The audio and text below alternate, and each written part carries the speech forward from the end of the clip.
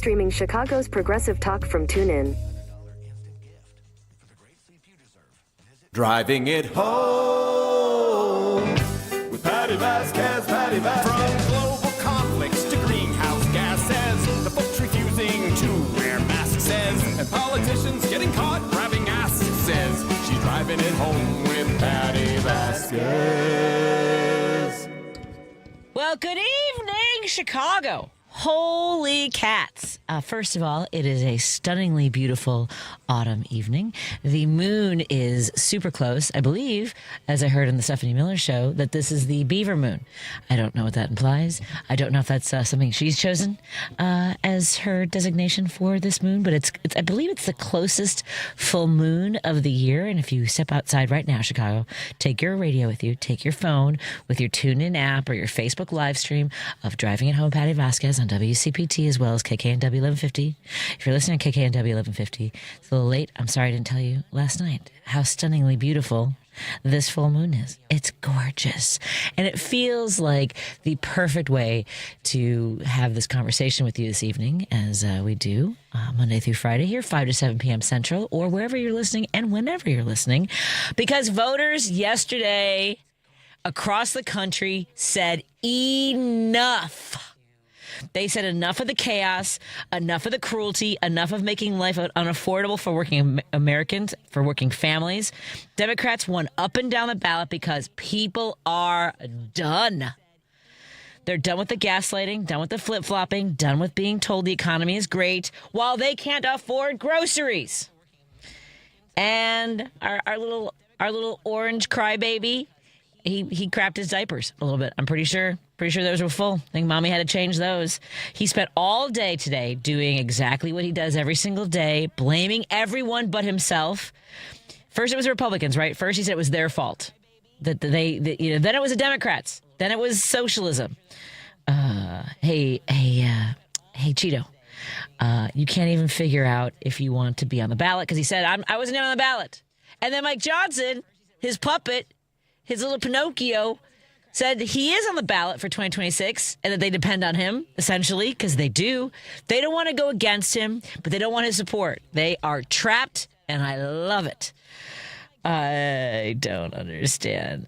Yesterday matters so much, and we know that, right? You've been hearing the coverage about it all day long, and it's just a brief moment that we get to go, okay, we get to breathe a little bit and go, all right, this is still working. This democracy thing, this experiment, it's still got legs, and we got to keep running with it.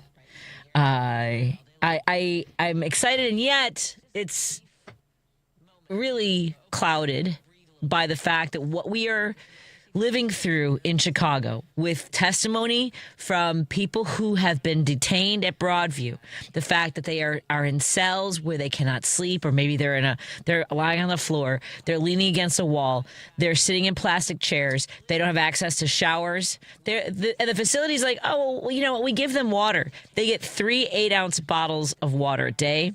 They maybe get some dry, crusty Subway sandwiches. People have been getting sick off of these sandwiches. They don't get access to the basic needs that we take for granted. Brushing your teeth, changing a Kotex. Guys, I don't care if that, you know what? It's part of our lives, a part of what keeps us safe, keeps us whole, gives us dignity to be able to take care of ourselves. And here's the thing. That was just the court details. There were witnesses, not just witnesses, but people who've been detained there. One person who had been deported to a country she's not even from was giving testimony. And then this morning, at 7:15 in the morning, the busiest time for daycare drop-off, ICE agents sped into the parking lot of a daycare facility across the street from Lane Tech High School. So first of all, you have thousands of teenagers across the street, and then you bring this sort of violence, because it is violence. And DHS can say all they want up and down. They were trying to have a traffic stop. Well, you know what? You're not in charge of traffic stops. I don't care whose car you thought that was. Then fine. You see that you are going into a daycare center, you make other arrangements. You make other plans. If you have a warrant, if you have this person's specific information that you are following into that parking lot, you do not go in fully decked out in your Etsy toddler SWAT gear because it makes you feel like a big boy and drag a woman out of a daycare facility in front of children with no regard for the emotional and physical safety of kids. I'm sorry. Did I mention I came in angry? I mean, yes, I'm excited about last night, but this is insane. Because these are real families. I know people are watching this on social media. This is real trauma, folks. This is going to last for generations because people are going to tell these stories. I know that we had Joe Walsh on last week, and I know that he's doing all the mea culpas. But even with all of that, I still remember just him saying that he wanted to put alligators in the Rio Grande so that people who have names like mine and look like my mother would be attacked by animals because he didn't see us as human beings when he was in office. And I know he's admitted to it, but I still carry that 14 years later. And these are children who watched a teacher who was here, who had been vetted by the daycare center to be employed there, to take care of, to do a job that we can't find enough people to do. This is on, right? I don't know if So here's the thing. I know I'm angry, but last night was about hope, right? So it tempers the rage I have today about how we are detaining people in a detention center that is not a holding facility. It's basically a black box where they're disappearing people to. And we are ripping teachers, caregivers of toddlers, of babies out of their place of employment in front of children. But last night was a message to say, this is what we want to stop. This is the bleeding we want to stop. We don't want to put a Band-Aid on this. We don't want to do this slow. Across the country, it was a thumping. And we needed it. And we need to take that energy and keep building on that and continue to drive home, not just the fact that Republicans are cruel. We have to keep driving home that their policies are atrocious, whether it is the inhumanity of what is happening in places like Chicago, Los Angeles, Portland. But it's also the fact that, fine, if you're not feeling it, if you're in Iowa, where, by the way, the cancer rates are the highest of any state in the country because of the deregulation of corporate farms that are contaminating your waters, your soil, because of Republican policy, it is fine. If that's not affecting you, then it's the prices at the grocery stores. It is the tariffs on goods coming in from all over the country and our goods going out where they don't want to buy anything. Canada doesn't want to buy any of our crap anymore. People don't want to come here anymore. It's going to get to, if you haven't felt it yet, well, congratulations. Because we are feeling the cruelty of it. And maybe the pain in your wallet book is what we saw yesterday. Because we need to not just slow this down, we need to stop this and not just reverse it. We need to have a vision for how we can make sure that everyone is doing well. Because when we're all doing well, we're all doing well. We're all doing better. Free childcare. If you listen to what, by the way, my husband was very angry this morning about the way the AP was reporting Mandami's campaign, that he ran a very divisive and aggressive campaign. Divisive? It's only divisive if you don't believe that people should have access to housing, childcare, healthcare, public transportation. Is that divisive to you? Because if it's divisive to you, then be divided. Go away. Go someplace where go to Russia, I guess. Because most countries, these are the things that they do. Everyone's always telling Democrats, if you don't like it, you don't like America, then leave. If you don't like the policies that Democrats, that liberals, that progressives, that people who have empathy and want better for working Americans, if you don't think that those policies are important, then you got to go. You're the one that's got to go. Because all you want is for billionaires to be comfortable, for them to continue to hoard wealth at our expense. Anyway, just thought I'd say that. Was that? Go look at the moon, everybody. It's really pretty. Take me with you. Take us with you. Take me and Lady B outside. You can take a look at the moon. Okay. And I just wanted to touch on that. It is exciting that it seems as though the messaging is cutting through all the noise, that the people showed up, that Democrats, not just Democrats, but people who I think regret their votes. I think those people showed up too. I know that during Joan's show, a listener who's called in, Dave, has said that he's a conservative and he can see why people voted for Democrats.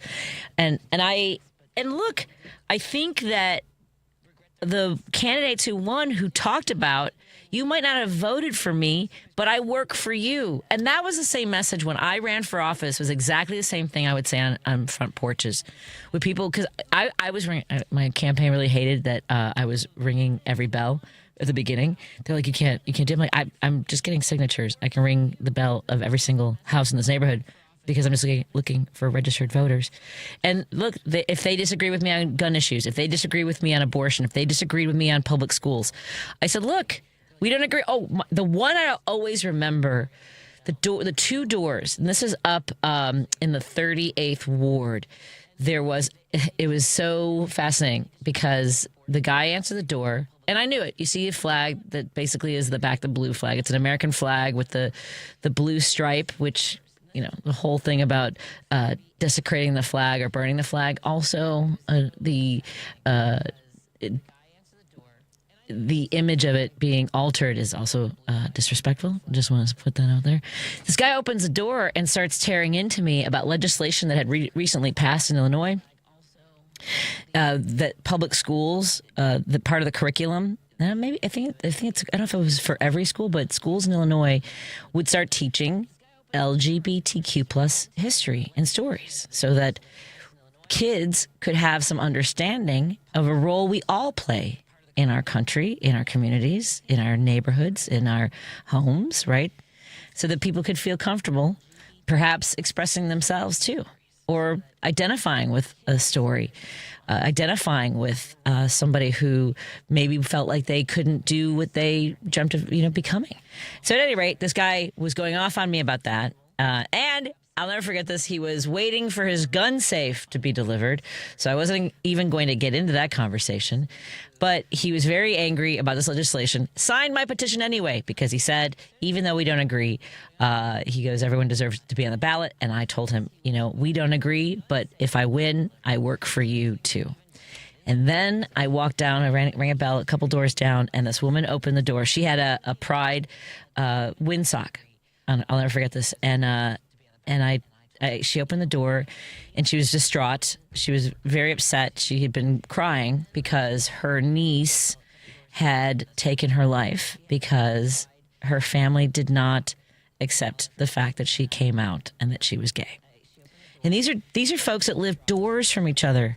And I find it hard to believe that the man who was angry with me because I rang the bell and represented Democrats to him, that he would want that for his neighbor's niece. Because her parents had never had their hearts softened by the stories of those who had struggled. And again, these are two incredibly, wildly different backgrounds. People come from different perspectives. And there are neighbors. And I hope that this guy that I met 6 years ago, I hope that he's had experiences that have opened his mind, his heart, to accept that there are people who are different from him and live their lives the way they want to. But last night, so many people who won these elections across the country talked about how we work for all of you. And that I do think that we need to keep delivering that message. That is inherently what Democrats are saying. When we voted for Kamala Harris, we were voting for farmers so they wouldn't be going bankrupt or facing these daunting tariffs, forcing China to say, we're not going to buy from America anymore. We were voting for them, too. We were voting. Look, we even voted for gun owners, but we also want gun owners to be safe and reasonable as well. We don't want to take your guns away. We want to make sure that kids can go to school and not have to have active shooter drills, which that That ship has sailed. We want to be able to go to our churches, to our synagogues. We want to be able to go to our theaters, our grocery stores, and not worry about someone carrying a weapon that is intended for war. But we also want you to be safe, regardless of how you vote. And I don't think that is what MAGA stands for. They don't stand for everybody. And we have to keep delivering that message that we are fighting for American families, for working families, for anyone who comes here and wants to do better for themselves and for their families, who want to contribute to our society, who want to make just life better for everybody. At any rate, those are the messages. Let's take a break here. We'll continue our conversation when we come back. Thank you to our sponsors, Pride Coffee Roasters. Go to pridecoffeeroasters.com and order perhaps one of their bean subscriptions. They have their single origin beans are roasted to order. So go to pridecoffeeroasters.com. We also want to thank our friends at Source Solar. Go to source.solar. Make an appointment with Peter Sorellis. Maybe it's time to get solar panels on your house or business. And even though there are incentives that are running out at the end of this year, Peter has it all worked out for you to make sure you maximize your biggest bang for the buck. We also want to thank our friends at Minocqua Brewing Company. Coming up at 6 o'clock, we will have our Up North podcast and catch up with our friends Ben Cominos and Kirk Bangstad. But go to MinocquaBrewingCompany.com, subscribe to the newsletter, and perhaps order some progressive brews or get some progressive swag. And, I have mine on. I have my Resistance shirt on. Viva la Resistance. And my Resistance red lipstick, not from Minocqua Brewing Company. That's from New Orleans. At any rate, let's take a break here and continue our conversation when we come back on WCPT 820, Heartland Signal, and KKNW 1150. Stephanie Miller. I get to say my favorite sentence in the entire world. Here comes Kathy Griffin, hero of democracy. Hello. How are we going to do this? Because I know we're both going to want to talk at the same time because it's a love fest. I am so in love with you. You are so important and wonderful and funny and brilliant, and you are who I aspire to be. No, you. When I grow up, I want to be you. No, you. Stephanie Miller. Weekday mornings, 8 to 11 on WCPT 820. Still struggling with gas, bloat, constipation, nausea, or diarrhea? Have you tried eliminating foods but felt no change? It's time to call the tummy whisperer, Renee Barish, at Digestive Health Solutions. Renee uses targeted testing to reveal exactly what's happening in your gut. Gut bacteria plays a key role in all your body functions, from cardiovascular regulation to brain function. When the gut is imbalanced, you may experience symptoms that extend beyond the gut, such as anxiety, skin issues, poor sleep, or increased risk for disease. Digestive Health Solution uses advanced testing to identify harmful microbes and evaluate the overall balance of the gut ecosystem. Get insights into your health, digestion, and how your microbiome affects all aspects of your body. Stop suffering. Call Renee now at 847-207-2034 or visit thetummywhisperer.com. That number is 847-207-2034. Let's get you feeling better. The Tummy Whisperer. WCPT 820, Chicago's progressive talk, where facts matter. If you're listening to this station right now, you've definitely heard my voice before. Hi, I'm Hawk. And I'm Pete. And we're with Source Solar, your local source for solar. Source Solar is Chicagoland's premier solar installer, providing solutions for over 1,000 homeowners and business owners across Illinois and Iowa. With over a decade of industry experience and deep roots here in Chicago, we have the expertise to help your transition to clean, renewable, resilient energy. We can guarantee that we save you money day one without any out-of-pocket cost to you. This means you have an instant ROI, instant payback, and can save money to add to your bottom line day one. At Source Solar, we source everything as local as possible, meaning we always carry the Made in USA sticker. Find us online at www.source.solar. Stop in our office at 5710 North Northwest Highway or give us a call at 773-985-3992. And don't forget to ask for Hawk or and Pete.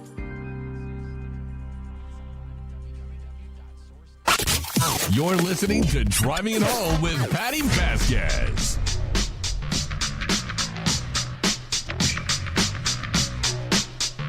We are so excited to have someone who is running for office. As I mentioned before, one of the greatest things I've ever done with my life was run for state rep here in the 19th district. So right now, we are so excited to welcome someone who currently serves on the Skokie School District 73.5, or is it 73 and a half? 73.5 Board of Education, and is now a candidate for Illinois' 9th Congressional District. Please welcome Bushra Amiwala. Am I saying any of that right? You said it all correct. Did I really? You really did. I'll take it off. 73 and a half. You said it all perfect. So I watched the video today about your story and your father coming here with just $20. It is such a hard day because wonderful things happened last night and then horrifying things continue to happen. But tell us a little bit about your background. I know that your father has this amazing story of coming to the United States.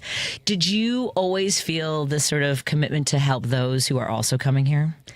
Or people who are here? Yeah. 100%. So I was the first person on both sides of my family to ever be born in the United States. So there was this ongoing joke growing up that I could be president one day if I wanted to, simply because I was born here. And looking back, government worked so well for us. Everything from affordable housing to SNAP to FAFSA. By the time I got to college, these were all things that government did to make me have access to things I did. And seeing all of that at stake and being stripped away from others is the responsibility I continue to carry on my shoulders. And that's such a wonderful sort of way to frame this, because we've been talking all day today about like when things sort of shifted, when life became less affordable. The 80s is kind of the end of when there were those supports, because Ronald Reagan basically was invested in individualism and not community, helping each other. And it sounds as though you still have that built into you, don't you? Agreed. And I tell people that the spirit of gratitude is what fuels my spirit of service. They're both intertwined and interlinked. I see all the things that we were provided to, whether it be the move from Chicago to Skokie. Those public schools literally changed my life. So for me to be elected to the Board of Education to represent the schools I attended growing up, even that is something that's a North Star for me. And when did you realize that, I mean, I know your father said that you could be president of the United States, but was that part of the sort of the seed planted for someday I will run for office and begin that journey? Honestly, not at all. I tell people, especially young people, that my advice to you all is to allow yourself to dream your wildest dreams. I think if and when I wanted to at that point, I don't think I let myself even have the dream, because it's so hard to imagine yourself in a space where there isn't someone who looks like you already represented. So sure. I watched a lot of Judge Judy growing up, and I was like, I want to do whatever she does. Okay. And then I thought she was a lawyer at one point, and I was like, okay, she doesn't do law, and I joined a mock trial team. I was like, I don't want to be a lawyer either, but something about fighting against injustice is what inspired me. I am cut of the same cloth. Injustice makes me a little bit crazy. Do you remember? I have moments in my life where I just knew that people were being treated cruelly. Do you have any sort of like things that pop up for you about in that sort of vein? A handful. Everything from, so my parents and they would take us back to Pakistan every other year growing up, and we would see people who literally lived on the streets panhandling for just pennies. And for us, $1 was almost 100 rupees. Yet $1's worth could get you a handful of candy, etc. And we would pass out our rupees to people on the street, to actual examples of people. When I remember I was buying school supplies, I just graduated 8th grade, and I'd witnessed a man turn to a woman in a grocery store in front of all of us and say, "Aren't you hot in that?" Because she chose to cover her head in this way too. And this was in the summer. Of course she was hot in that. But the question essentially was, why are you wearing that? Yeah, sure. And there's so many examples similar to that where injustice has been framed and packaged in a way where we should just accept things the way that they are. And that's not okay. I was talking to a friend of mine today, and it's sometimes I'm sort of caught off guard by people who I know are allies who mean the very best, right? And we've had this sort of back and forth for the last year in the wake of Kamala Harris becoming the candidate and then losing. But he said today, and he's one of my closest friends, he goes, "I just never thought this could happen here." And I think there are those of us who did, based on our experiences throughout our lives, right? I grew up in this neighborhood where being the daughter of a Mexican immigrant made me not just other, it made me the target of violence, both verbal and physical. Right. So it's hard to explain. And I know, people of color, Black people, people from Muslim cultures, we've experienced it.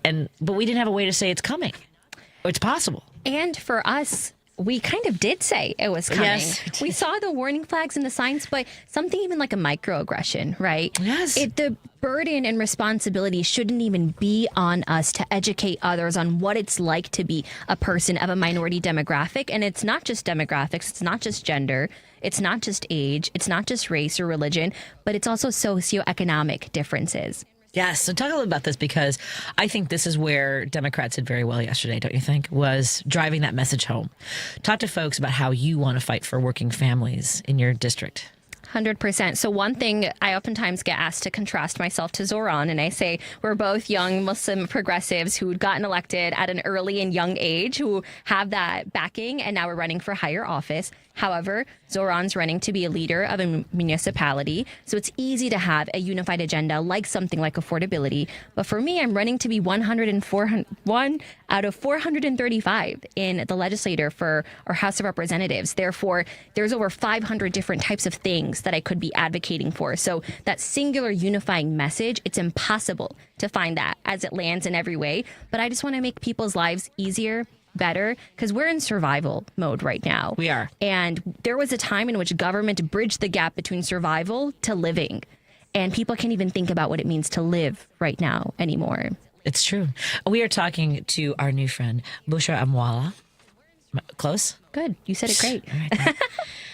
Bushra Amiwala is currently on the Skokie School District 73.5 Board of Education. That she was the youngest member, I believe, elected to that position, and is now candidate for the Illinois 9th Congressional District, which is that John Schakowsky's seat? It is. It's a lot. I mean, there's so many moving seats in Illinois. It's kind of crazy. It is crazy. It's giving Turning Point. It really is. But not that one. I was going to say, I was like, I'm not sure how to respond to that. I understand. We're going to take a break here. Can you stay for another segment? Of course. I'd love to. Excellent. We'll continue our conversation in just a moment and talk about her advocacy for what's happening right now.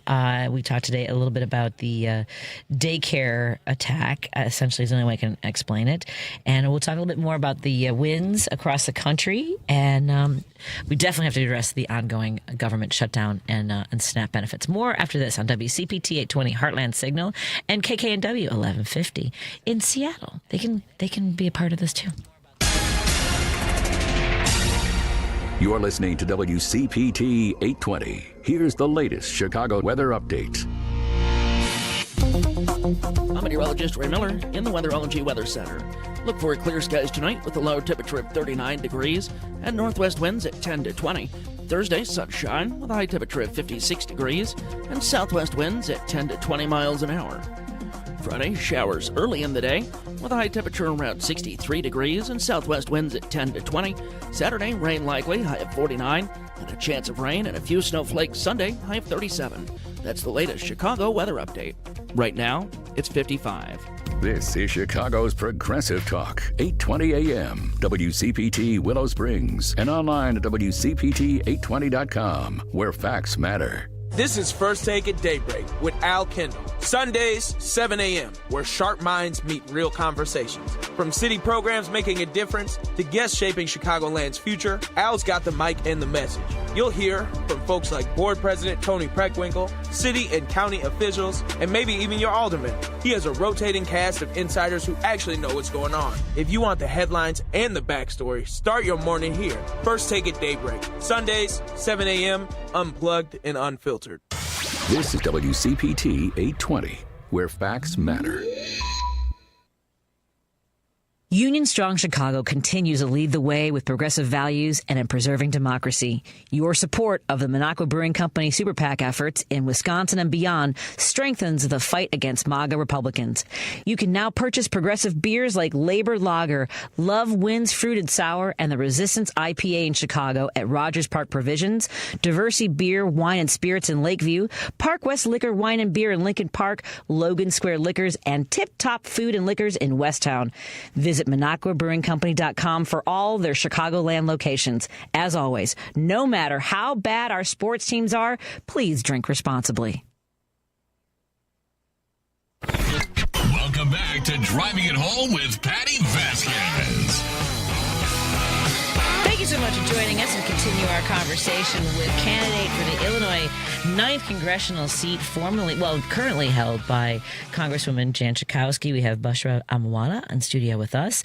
She's on the Skokie School District 73.5 Board of Education. She was the youngest elected and is there's a lot happening, and it has the ICE activity has it's gone all over the state of Illinois. We focus a lot on Chicago and at first in part Latino communities, and we've seen it sort of have this mushroom cloud effect in other communities.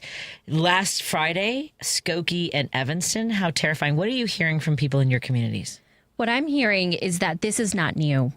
This has been happening since January of this year. And that is what we've been consistently on the ground been facing. I remember the first time ICE itself was in Skokie was in February of this year. And people are terrified. They don't want to send their kids to schools. They don't feel safe to even go purchase groceries. And I actually have had a mother share with me that her kids know that when it's indoor recess, that means ICE is in the streets from their 6-year-old kids. Yeah. And these are the types of lived experiences that this generation is being raised by. People are terrified. They're terrified, and rightfully so. And I think people were underestimating how scared they would be in a time like this. Oh my God! I drove by ICE activity like on the Jane Addams, and I was like, it's surreal. And I immediately went to buy a respirator because none of us really know when we'll be caught in between, in a convoy in a situation where we're being accused of following them. Because we saw this the other day where a woman was just going for coffee and they drove into her car.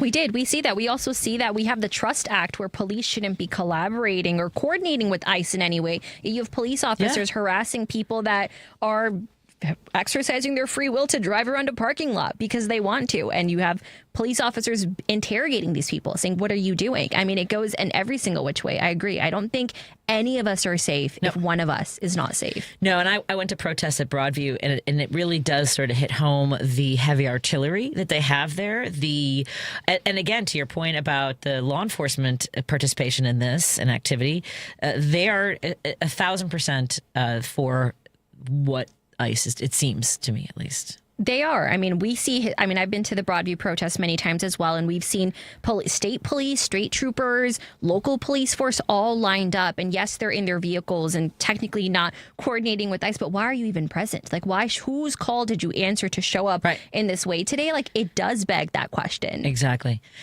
The other issue that is weighing heavily for folks, not just this week, but leading up to this week, is the standoff with Democrats demanding that they have a conversation, negotiate what the subsidies are for Medicare, so that 22 million Americans aren't seeing double, triple their costs. And then in the meantime, we also have people who, for folks who are forced birthers who now don't want to make sure that 40% of recipients who are children have access to food is absolutely mind-blowing. Talk to us a little bit about your thoughts on the government shutdown.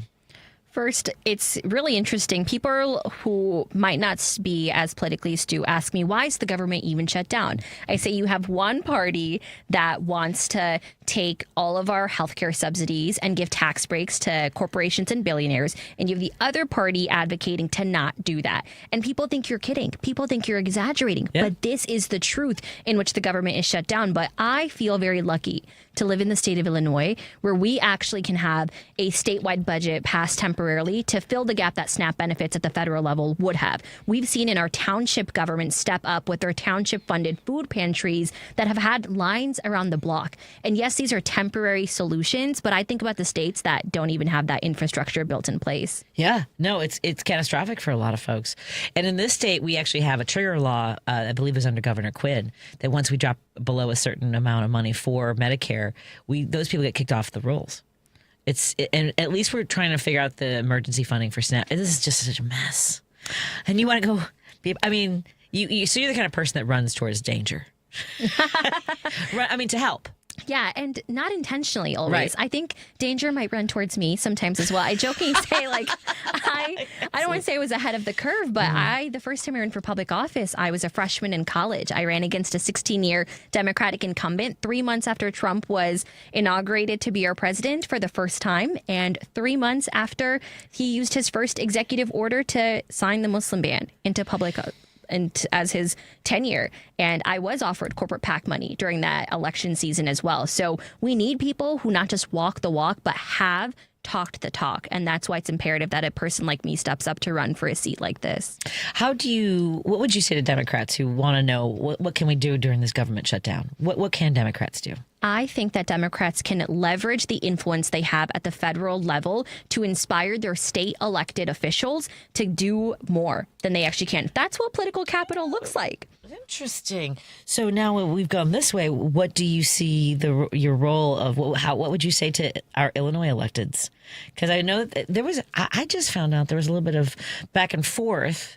There was some contention about passing legislation to hold ICE accountable because they're worried about their court case against the National Guard. How is it that Republicans can flood the zone and Democrats are like, I don't know, they don't want to take a chance?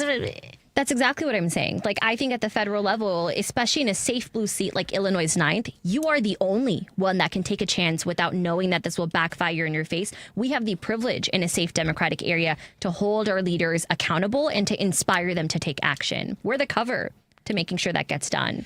Okay. I appreciate that so much because I feel like we need more of that. More of that, please, because folks, what we saw last night are Democrats who were willing to really step into the battlefield, essentially, right? And say what needs to be said. And we need more of that.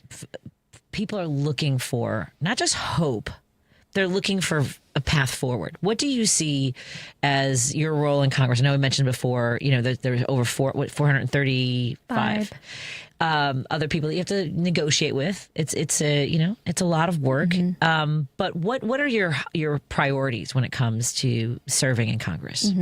The first is healthcare. Healthcare is not just a human right. It absolutely is. But I also share with people that it's the economically viable, fiscally responsible, logical mode for our country to adopt to. There's a reason why 32 out of the 33 industrialized countries in the world have it. And there's a reason why ours does not. Because corporate insurance is the second largest lobbying group that buys our elected officials on both sides of the aisle. So I frame with people that right now, it's not just Democrats versus Republicans. It's the 1% versus the 99% of us. And it's the bought versus unbought. And I am proud to be an unbought, consistent voice who has been doing the work and who has had offerings to be bought and has strongly and staunchly declined that.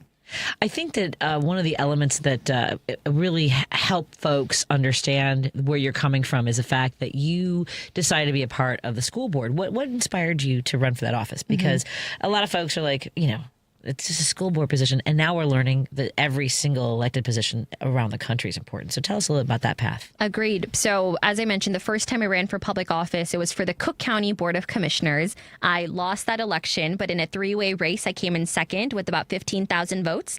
The 13th district of Cook County makes up about 40% of Illinois' 9th congressional district. So shout out path to victory. And the person who I ran against is the one who encouraged and inspired me to run for public office again. Oh, interesting. That's great. Yeah, thanks. And it was a 7-way race for that Board of Education seat, and I got elected with a difference of 49 votes. So I tell people every single vote, yes, 100% does matter. And one thing that I'm really proud about on the school board is that for the past 2 years, we've consistently signed an intergovernmental agreement with our township government. So we had the first ICE arrest that took place in Skokie was someone who was a part of my 73.5 school district. And that person was ripped from outside of their home. I was actually the person who interpreted for the impacted family in Spanish as well. And because that child it was their grandfather that was impacted. But because that child attended our schools and we had this intergovernmental agreement signed, we were able to offer township funds for them to pay their electricity, gas, and mortgage bill. That's the type of work, local government is where it starts. Even this, it's a federal office, but it's a local election that's going to make the difference. That's amazing. What made you decide to make that leap from the school board to the congressional race? I mean, that's a big. I know you've run for Cook County Commissioner. This is a big one. Anyone who can make it through school board governance for 7 years is someone who honestly knows how to get things done at the federal level as well. Things at the school board can be so personal at times, and I've learned everything from how to manage budgets, people, and problems. And that is exactly what it's going to take to manage and do well at the federal level too in Congress. How's your family doing with all of this? It's a lot. It is a lot. It is a lot. My parents, I'm actually so proud and inspired of them always. I have heard both of my parents on the phone in Urdu educating their friends on their rights if and when they come in contact with ICE. And I know they watch my videos and I hear them translating it in Urdu to their peers, and it's something that they've never outwardly said to me, that they're proud of being a daughter of immigrants. They'll never actually say it. But that to me is so inspiring that they are the micro leaders within the community as well for what to do when this happens. Amazing. Now, do you have any siblings? I do. I'm the middle of 4. Okay. Yeah. And are they door knocking, getting signatures? I know that petitions are already in, but... My siblings were with me for my very first election. This is now my 4th time running for public office, and they know the drill. Like, they have done everything from petition parties to canvassing. They've taught people how to write postcards to voters, phone banking, and we've had 400 active volunteers, and a lot of those people are peers of my siblings as well. Oh, that's wonderful. I mean, because you have to have your family on board in order to get this across the finish line. What do you want folks to know about your campaign? If you were just giving them, like, if you're, I know you go to events and you give you shared a lot of information about what your vision is. What do you want my audience? Because often people leave and go, oh, I forgot to say. I want to make sure you don't leave anything on the table. My campaign slogan is a fresh perspective from a familiar face. I used to work in marketing at one point as well, so I'm really proud of that slogan. I think it really does represent the heart and the passion that goes into wanting to represent a community like this. My parents built their life in Illinois 9 brick by brick, and I was born and raised in this community, have lived here my entire life, and I would be honored to earn and represent an opportunity to endorse the community that's made me who I am. And you can learn more on bushraforcongress.com. And I am so grateful for the fact that you want to serve your community, that you bring not just a fresh voice, because that's like we keep saying that we need young voices, but we do. And also a passion and a commitment to your community. So congratulations on running for office. And I look forward to following all the work that you do here and beyond. And don't be a stranger. We'd love to have you back. Thank you. Thanks, Patty. Absolutely. Thank you so much. Again, the website is Bushra for Congress, right? Mm-hmm. Yes. Bushra for Congress. That's BUSHRA for Congress.com. Find out more. And we will see you again. Thank you. And stay hydrated. Don't forget to take some water. More after this on WCPT 820 Heartland Signal. We're going to talk to Aaron Kleinman, head of research of Heartland Signal, with an election recap. This is a WCPT Civil Rights Snapshot. When the United States entered World War II, President Franklin Roosevelt believed that Major League Baseball should continue despite most of the players being off defending their country in the war. Worried about the future of the sport, Philip Wrigley founded the All-American Girls Professional Baseball League in 1943. Despite being the first league for women, the league did not want any racial integration and turned away pitcher Mamie Johnson because she was black. But Johnson's love for the game did not let this stop her, as Johnson and 2 other women of color tried out for the Negro Leagues, and all 3 of them were then signed by the Indianapolis Clowns. The 3 women faced struggles from their male counterparts, but won over the league and the fans with their playing ability. During their run, the Clowns had the highest attendance, beating out any team in Major League Baseball and the All-American Girls Professional Baseball League. Please stay vigilant about our civil rights. The fight is never over.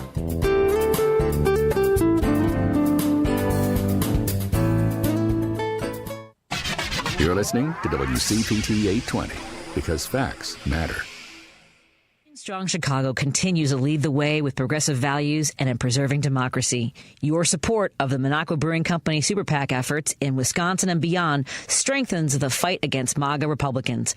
You can now purchase progressive beers like Labor Lager, Love Wins Fruited Sour, and the Resistance IPA in Chicago at Rogers Park Provisions, Diversity Beer, Wine, and Spirits in Lakeview, Park West Liquor, Wine, and Beer in Lincoln Park, Logan Square Liquors, and Tip Top Food and Liquors in Westtown. Visit MinocquaBrewingCompany.com for all their Chicagoland locations. As always, no matter how bad our sports teams are, please drink responsibly. Thank you so much for joining us as we continue our drive home by Andy Miles, executive producer here at WCPT. We are going to be joined right now. I heard him on Joan's show, so I'm super excited to welcome to the show right now, Aaron Kleinman. I feel like I've read your work. Hey, Aaron, how are you doing? Hey, Patty, thanks for having me. You read my work because I'm the new head of research here at Heartland. But I think before I wrote this, for us. Yes, yay! But where have you been previously? I was at the States Project before this. Yes. And so I've been doing a lot of work at the state level, and I came to Heartland to kind of help beef up our research, help beef up our ability to track what's going on at the state level, and a lot happened at the state level last night. What are you talking about? Is there anything happening out there? Is there anything to cover? Before we get started, tell us a little bit about yourself. Where'd you grow up, my friend? Oh, well, I am a Yankee. I grew up in Connecticut. I went to school in Virginia, which is why I have my special Virginia shirt here right now. So I do have some experience in the Commonwealth that we can talk about. And then I've been in New York now for the past 15 years. And this is where I am with my wife and kids. You're coming live from the house, you know. Super cute. I love that you have the drawings behind you. Very nice. Some is people that a try tree? to impress Is with that... books. Yeah. You know, but it's like, I don't know. I like to show people that I've read stuff by like actually talking about interesting things. And this is one way to show it that, you know, I got two great little kiddos that I'm proud of. Excellent. So, yeah. So in your entire life, I mean, look, we knew in 2015 that things were kind of going sideways, but did you ever think you'd find yourself in this position as doing research in this kind of environment? No. No. This is crazy, right? I thought American democracy was stronger than it proved to be over the past decade. Yeah. So, and really, I mean, I was in the corporate world for a long time. That's why I, ended up in New York, and I only really got involved more heavily in politics, after Trump got elected. Didn't we all? If Comey doesn't send his letter, I am like the witty procurement officer at a tech company or something. I don't know. So, but now I'm trying to help us figure out how to navigate this moment, especially at the state level. And so I was up late last night looking at those returns coming in. Yeah. Okay. So let's get to the elections last night.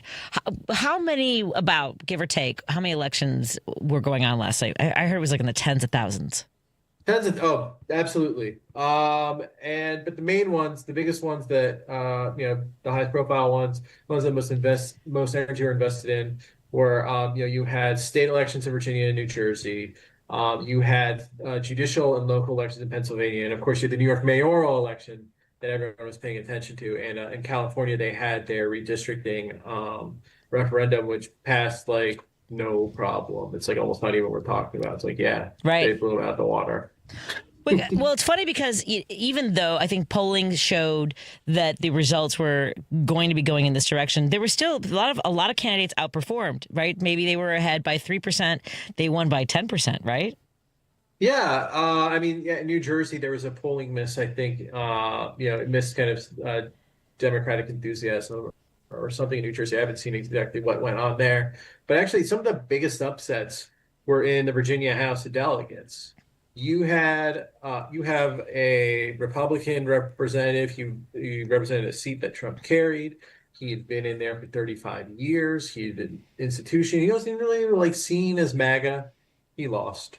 Nobody thought that was going to happen. Wow. There were some other more dodgier characters who they were in kind of pretty Republican seats, but they lost. There was one guy. He got a DUI in a boat, and there were a lot of ads about that. He lost. Standard Republican stuff. Another guy who was in a teen sexting ring, he lost. I mean, thankfully, right? I mean, or hold on, he was in a sexting ring involving a site that was like associated with it's like there's some you have to be careful, I guess, talking about that one. But he was also banned from a school. I think he also had a restraining order taken out against him by his opponent's niece. What? Ew. And I'm hoping this guy's political career is over, but you never know with that. Well, that's what I was going to say. It does seem as though people weren't voting Republican no matter who as much, because that right. Oh, that's the main story here is yes, especially like if you go to Pennsylvania, for example, there were Democrats winning in some places you would never expect. There was a Democrat winning a countywide election in a county that went to Trump by more than 50 points. I heard a story about a Democrat who ran this year. Like, oh, I'm going to set myself up for a future win by running this year. They won. Like races nobody thought they would. They cleaned out a lot of right-wing school boards, a lot of purple counties around Philadelphia, Democratic blowouts. Like if you actually look like under the hood in Pennsylvania, there's a lot of very good signs for Democrats there. And then of course you have, and then you have New Jersey too. Again, like New Jersey, pretty high Latino population. Coming out of 2024, there are worries that there's this like permanent shift toward among Latinos toward Republicans. No. Democrat, there they seem to have done about as well among Latino voters, or even better than they did back in like 2021, the last gubernatorial election. I think that kind of the ICE's kind of midway blitz and Kavanaugh stops and all this stuff. I think Latino voters were kind of open to the Republican Party because they had been hit by high prices. They wanted to they thought that the economy in 2017, 2019 was pretty good. They didn't want this, and you're kind of seeing a reaction to that. You also saw in Virginia, heavily Latino jurisdiction really swung back really hard, more than almost anywhere else, against Republicans, and so you're seeing that as well too. So just good news all over. Last night. Right. You bring up something that they didn't want this, right? Is it a bit of farting around and finding out sort of element to this as well? I guess there is. I hate to admit there is. I think people, when they voted in 2024, they are like, I'm going to get the 2017, 2019 economy back. And Trump reined in by like the John Kellys and Chris Espers of the world. Right. From not letting Stephen Miller and Russ Vogt run the country. I mean, and everyone said, they're going to do Project 2025 on you. And Trump's like, I'm not going to do, I didn't do it back then. Yeah. And they're like, just kidding. We're doing it. And everyone hates it. But now people have the chance to weigh in. And so actually, we don't really like this. And if you're a Republican elected right now, you got to be terrified because there's no real impediment. He doesn't care about your career. He cares about revenge. He cares about authoritarian consolidation. But you can't really do authoritarian consolidation when your approval rating is 40%. And so we're going to be stuck in a kind of bad cycle. I'm hopeful that, maybe pleas from other people in the party to like not drive everything into the ground can stop this. But, this is a huge warning sign for them. I know that in the morning there were some reports of bomb threats in New Jersey. I also know that Trump had sent he was sending, poll watchers and things like that to California. Were there any reports of any sort of shenanigans at polling places around the country? I didn't see anything like that. I think again, a really great thing about elections in America is they're very, very decentralized. They are administered at the state level, and for people worried about elections, I am too. A good piece of news, and I'll help you sleep tonight, is that in pretty much every purple state, the administration of elections is not MAGA. In fact, in a lot of red states, it's not MAGA. I think even for the most part, you'd be surprised at how many Republican election administrators actually just like care about doing a good job. And so there's not like too much monkey business that you can really get away with. Again, if it's like a really close election, then like certain things can like have, but ultimately, if everyone's really mad at you and you have a 40% approval rating, there's not much they can do to stop that. So that was really a good sign from last night, is that they didn't even try to stop any shenanigans. Right. I mean, hopefully that's going to carry through for another year. And I know that it's hard, folks, to think about the 2026, but I hope you carry some of the energy of the accomplishments of yesterday. Are there other races? I mean, we talked a lot about, Virginia, Pennsylvania. We saw some information coming out like Mississippi and Texas, too. Some surprises there, right? Yeah. In Mississippi, they did have to, the VRA is still in effect, folks, and they had to redraw a few districts there, and Democrats won them. And so Mississippi, they broke a supermajority in the state Senate. And then in Texas, there was a special election for a state Senate seat that like everyone thought, in Texas, it was, all party primary, and then the top 2 finishers go to a runoff. Everyone thought it would come down between 2 Republicans because it's a pretty red seat. The Democrat in the race, who raised like no money, came in first with like 45% or so, I think. And even better, again, that's another area where you saw the Latino vote go back to like in like Dallas County, which has a really big Latino population, the Dallas area Latino population, they're voting like 2016 levels for Democrats, which is like, we haven't seen that in a very long, like, it seems like a lot of Latino voters are very unhappy with the Trump administration, which for, you know, I don't want to like say something so definitively, but it seems obvious to me why Latino voters would be really mad at the Trump administration. So I'm just saying it's a very I mean, and those are places that are outside of where ICE activity is actually happening. I mean, yeah, but it's permeating. The messaging is getting out there. Yeah, I mean, it's hard to avoid it on the news. And, you know, the fact of the matter is that, you know, the Supreme Court in this country has said that you can be detained the color of your skin. Yep. And that is, and the only people that want to detain you because of the color of your skin are this current Republican administration. Yep. And so that's a pretty concrete thing to vote against. Yes, it really is. We've been talking to Aaron Kleinman, head of research now here at Heartland Signal. Welcome to our team. It's really great to talk to you, and I look forward to catching up with you again. Is there anything we missed? Thanks so much for having me. Yeah. I think we got as much as we could in 10 minutes. I mean, so thank you so much. But folks, sleep well tonight. Everyone is, you know, like sometimes you're worrying how does everyone not see how crazy this is? Yeah. They're seeing it. Starting to see how crazy this is. Oh, I'm so glad to hear that. And thank you for your work. Again, everyone go to heartlandsignal.com because all the stories that we're covering and Aaron's working on and our incredible news team, you got to stay on top of those stories. Thank you so much, Aaron. Have a good evening. Good to talk to you. Care. Talk to you again soon. Bye. Let's take a break here, and we'll be back with the Up North podcast on WCPT 820 Heartland Signal and KKNW 1150.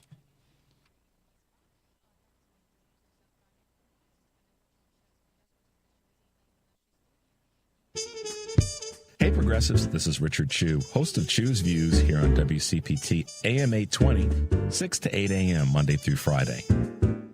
We have some real challenges in front of us as a country. Since the beginning of this show, I have always felt compelled to bring you the best that I've got. Now, there's always a why to doing whatever we do. So, as we go forward and face these challenges, know this, you listeners are my why. Because I want to make sure I do everything I can to provide a safe, open, forward-moving space that allows you to call, email, text, or just listen to a guy that wants to help you bring out your own championship qualities to truly make this place better for us all. Lofty goal, idealistic, maybe so. But that's my why, and I look forward to bringing you the best that I've got. This is Richard Chu. Stay tuned. Protect your liver and give it the support that it deserves with Active Liver from New Nordic. Find Active Liver in stores at your local CVS, Meijer Grocery, or online at Amazon or NewNordicUSA.com.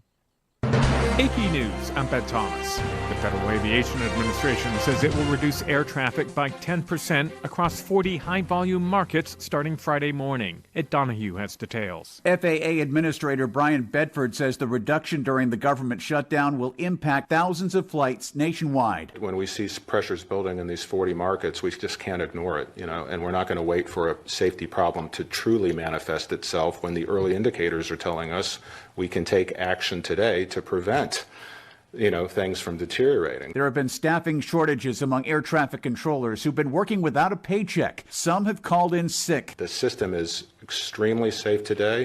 It will be extremely safe tomorrow. And if the pressures continue to build, even after we take these measures, we'll come back and take additional measures. Major airlines, aviation unions, and the travel industry have been urging Congress to end the shutdown. Ed Donahue, Washington. In Louisville, Kentucky, the death toll from yesterday's fiery crash of a UPS cargo plane has grown to at least 11, including a child. A search for more victims is ongoing. Federal investigators say the plane's left wing caught fire and its engine fell off just after takeoff. Todd Inman with the National Transportation Safety Board. A large plume of fire in the area of the left wing occurred during the takeoff roll. The plane lifted off and gained enough altitude to clear the fence at the end of runway 17R. Shortly after clearing that fence, it made impact with structures and the terrain off of the airport property. President Trump's calling on Senate Republicans to end the government shutdown, blaming it for the party's defeat in yesterday's elections. And on Wall Street, stocks closed higher following a couple of upbeat private reports on the economy. ADP says payrolls up in October. The Institute for Supply Management reports the services sector expanded. This is AP News. The Pro Football Hall of Fame has narrowed its list of potential 2026 honorees. Gethin Coolbaugh has some names. Six-time Super Bowl winning head coach Bill Belichick and 4 other head coaches who won Super Bowls are among the 9 semi-finalists in the coach category for the 2026 class for the Pro Football Hall of Fame. Belichick is in his first year of eligibility after rule changes put in place last year requiring coaches only to be out of the NFL for one full season before being considered for the Hall. 2-time Super Bowl champion coaches Tom Coughlin, Mike Shanahan, and George Seifert also advanced, along with another Super Bowl winner in Mike Holmgren. I'm Gethin Coolbaugh. And at the midway point of the NFL season, scoring's up more than 2 points per game, partly due to new special teams rules and more aggressive fourth down plays. I can hear you, Games Kirk. have been decided by last-minute score. There's more news at apnews.com. I'm Ben Thomas. Thanks for listening. Yeah. This is 8:20 a.m. WCPT Willow Springs and streaming worldwide at WCPT820.com. We are Chicago's progressive talk, where facts matter. Now, your WCPT 820 weather update. I'm meteorologist Ray Miller in the Weatherology Weather Center. Look for clear skies tonight with a low temperature of 39 degrees and northwest winds at 10 to 20. Thursday, sunshine with a high temperature of 56 degrees and southwest winds at 10 to 20 miles an hour. Friday, showers early in the day with a high temperature around 63 degrees and southwest winds at 10 to 20. Saturday, rain likely, high of 49, and a chance of rain and a few snowflakes Sunday, high of 37. That's the latest Chicago weather update. Right now, it's 54. My name is John David Carpton. Dr. Kimberly Stegmeyer. Dr. Edith Perez. I'm a medical oncologist. And I focus on cancer prevention. People are always asking me, why? Why do I do this work? 2 words come to mind for me. One is responsibility, the other is purpose. There was a child that, I took care of and adored, and she said to me, Dr. Kim, will you remember me forever? Sorry. It's been a hard year. Every day I think of the faces of patients when I see their smiles, when I tell them that new treatments are helping their lives. It's just so inspiring to do research that impacts human lives. Stand Up to Cancer has been a critical partner in advancing research for cancer. Cancer research saves lives. So please help us fight in this battle against cancer. Be a part of the team that ends cancer at standuptocancer.org. Alexa, play WCPT. WCPT from TuneIn. A better life. Yeah, we said I was a better person than I knew I was. Had a significant impact on the way we interact let's spend with some other time people, with some friends up even north. after I'm Ben we put them Cominos away. from WHBY Really in interesting new Appleton. research Joining by us from researchers at the University of WCPT in Alabama Chicago is presented at Patti this conference. Vasquez. And from the Minocqua Brewing Company, here's Kirk Bangstad. We've got the usual suspects from our Substack page with us, as well as a special guest or two. Wherever you are, welcome. You're up north.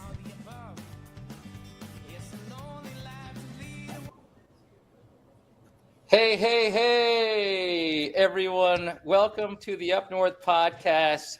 This is Kirk Bangstad at the Madison Tap Room at the Minocqua Brewing Company. We've got our usual guest of suspects here. We have Patti Vasquez from WCPT 820 in Chicago. We have Ben Cominos from Outside the Box, WHBY up in Appleton. The esteemed Chris Larson coming in to us from Milwaukee. We've got Amy in the background here who's telling us what to say.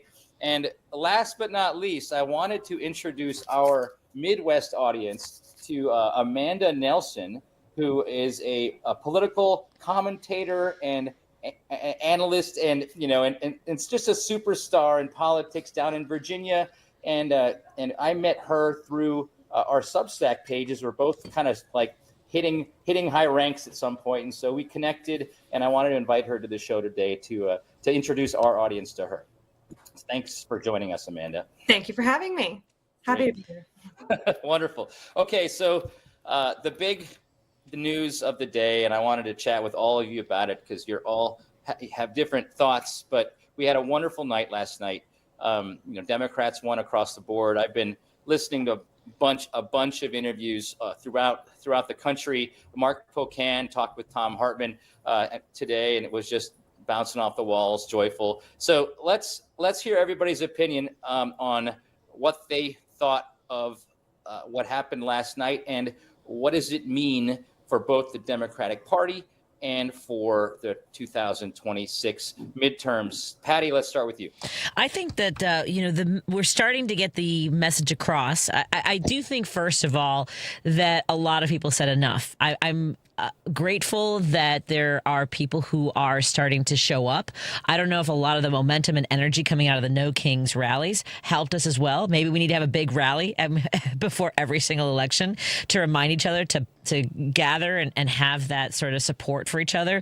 I think that enough people are seeing what is happening. You can't avoid seeing what's happening coming out of our town in Chicago. When you see today alone, we had an infant caregiver dragged out of a daycare center today. I don't know if you saw this news out of Chicago, but these stories keep happening. I think it's permeating through social media, and Latinos are starting to see that and turn up in numbers that they previously had been sort of moving towards the right. And I think that's cutting through. I think that conveying the message that the GOP policies, that MAGA is hurting Americans, hurting working families, hurting human beings. I think a lot of that is starting to cut through the noise. And I think Democrats are getting that message through and being more focused about talking to people about what really matters to them every single day. We can't just be, he's evil, don't vote for him. We have to tell them what we stand for, and we're doing a lot more of that.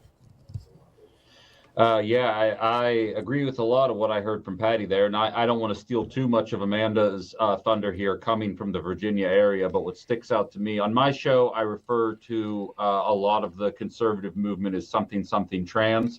There's not actually a thought process behind it. It's just like, as long as we say the word trans, I believe I heard a statistic like Winsome Sears used about 57% of her ads were focused on the transgender community or something to that effect. And clearly, when you have a government shutdown happening, when there's tons of people not collecting a paycheck, when there's a bunch of people already frustrated with a grocery list that, quite frankly, has been increasing since 2022, to be at home without a job, wondering about food stamps, and then see nothing but trans ads on your TV probably led to that loss there.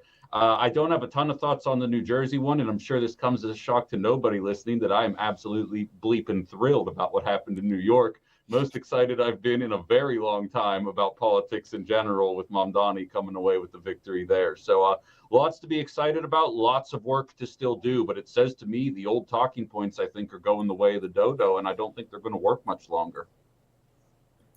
Yeah, I think that's right. Winsome's decisions about her ads in Virginia were truly baffling. I mean, the polling, especially in the back half of the race, showed that only 3% of Virginians care or prioritize that issue, the issue of, vilifying trans people. And that's just what she continued to double down on. She never talked about affordability. She never talked about how many people have lost their jobs here. Virginia is right outside of DC. We were very, heavily impacted by Doge.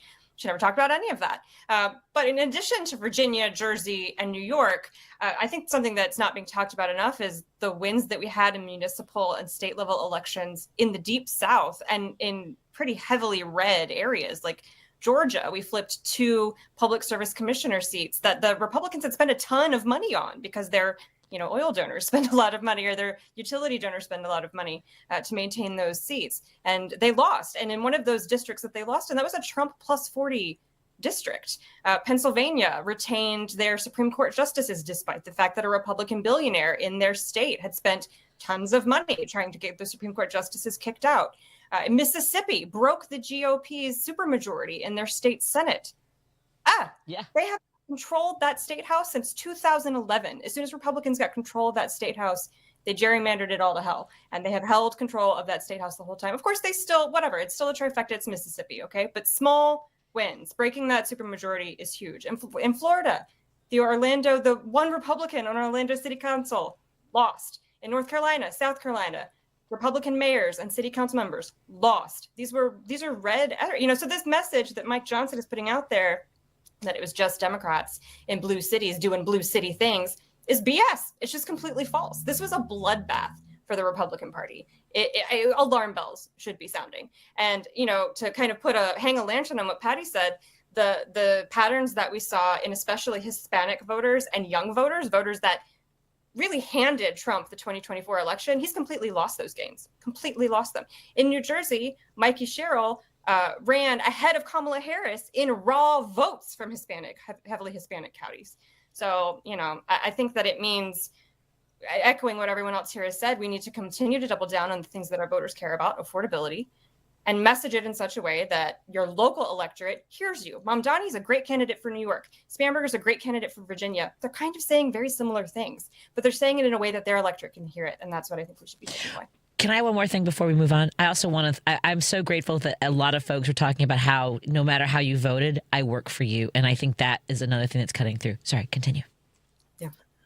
Yeah, just to jump off that, I think the only two things that Amanda did a really good job and Ben did a good job of covering a lot of those races. The only ones that weren't really hit was the delicious victory of J.D. Vance's brother to be defeated by double digits in his run for mayor.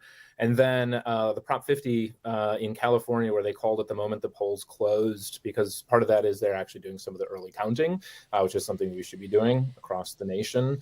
But that was a real answer and a gamble by Governor Newsom that the public is going to understand something as nuanced as gerrymandering. And then to be able to say, yeah, we're going to adjust our congressional districts to counter this nationwide effort.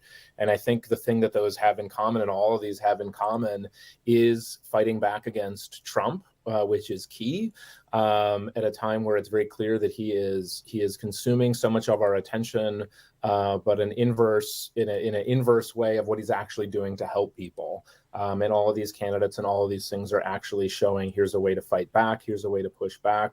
And time after time, if people are given the opportunity to do something to counter Trump, they're going to do that, and especially when they are not being helped by his policies, that things are becoming increasingly unaffordable, things are becoming scarier, more authoritarian, and people are not feeling great about it.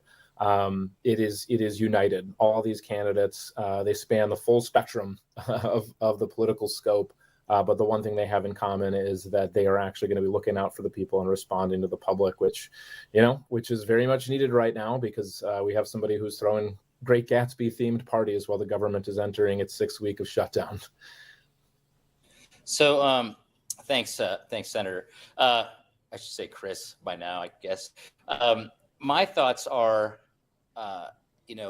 we had James Carville telling us, in January and February that Democrats should just roll over because the Trump administration was going to screw things up so badly that we could just play dead for a while and then roll over them in 2026.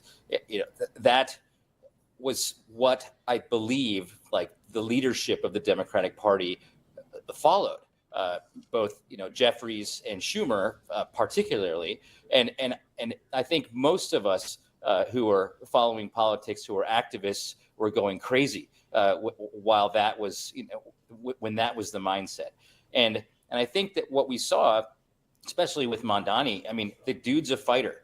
He's a Justice Democrat. Yes, he's a Democratic socialist. But I think what resonated was, I believed when I looked in his eyes that when he said, he's like, if you want to come for one of us, you got to come through all of us. When he said that, I believed him. And I think that passion and that under meeting the moment is what we need. I wanted to, before we hit a break, I wanted to ask Amanda a few more questions. Amanda, can you tell us kind of why you got into this, why you got into the Substack stuff and the political commentary, and what do you do on a regular basis, and where can people find you? Amanda's Mild Takes. That is my everywhere: Instagram, TikTok, Substack, all the places. Amanda's Mild Takes. I started making content this year, the day of the inauguration. Actually, I made my first TikTok post ever, and I got the, not inspiration isn't the right word, but I decided to do it because I saw the reaction from people on the left was almost overwhelmingly panic after the election, panic and anxiety spiraling, despair. I didn't see any groundedness or action or plan. It was a lot of what you were saying from Carville, which maybe would have worked in the Clinton era, but that just kind of roll over and play dead and wait. That's not how American resistance movements in history function. And that's my background. I have a history degree.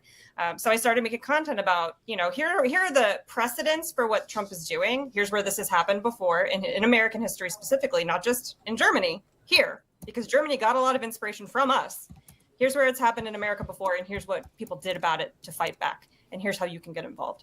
So that's what I've been doing since January, and it is now my full-time job because there is a big appetite for it. People want something to do. They don't just want to sit there and wait for Trump to roll over them and wait for their neighbors to be deported to some torture prison in El Salvador. They want to fight back. So there's a lot of desire for some guidance and some things we can point people to that they can, take their energy and their anxiety and make some change. Amanda, as a huge fan, I just want you to know that you inspire and influence the work that I also do now, because I've just I love the way you give people something to do. Folks need to know that she does Trump's Loss is What You Can Do series, so make sure that you're following her, Amanda's Mild Takes, on all the social media platforms. Thank you so much, Amanda. And look forward to talking to you again. Thank you. And we're going to take a break here. When we come back, we're going to talk about what's happening with senior care across Wisconsin. I have some thoughts on that as well. We're right back after this on WCPT 820, KKNW 1150, and KTNF AM 950. Of course, the Up North podcast from Minocqua Brewing Company. More in a moment.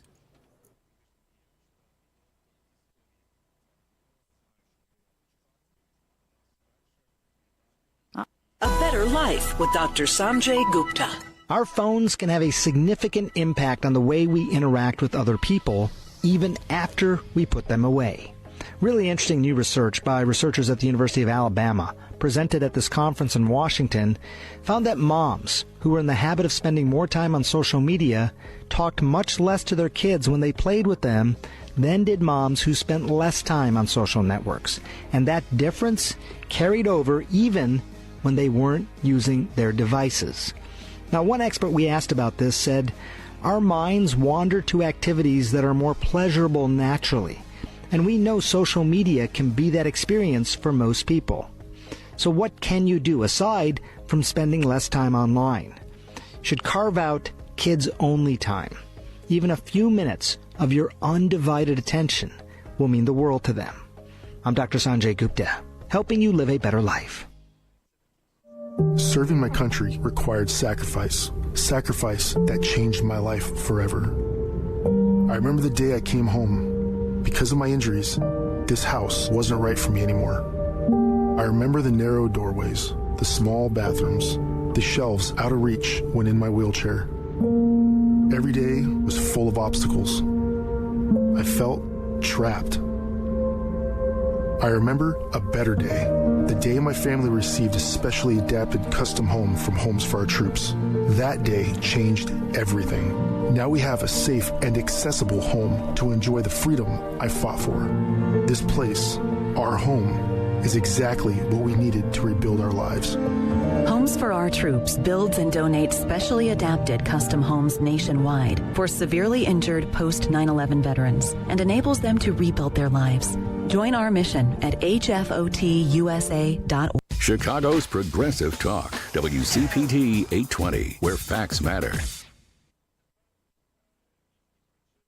Hey, everybody. I think we're back. We are broadcasting the Up North podcast on WCPT 820, KKNW, and 1150.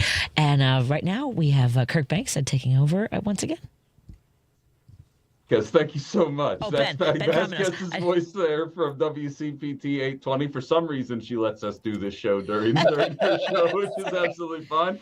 That's Kirk Bangstad, the guy who brings us all together here at the Up North podcast. Of course, Senator Chris Larson from Wisconsin, and me, Ben Cominos, from Outside the Box on WHBY Radio. And I have to say, very excited about this next guest here for all the worst kind of reasons, but this is an issue that should be on a lot of people's radar.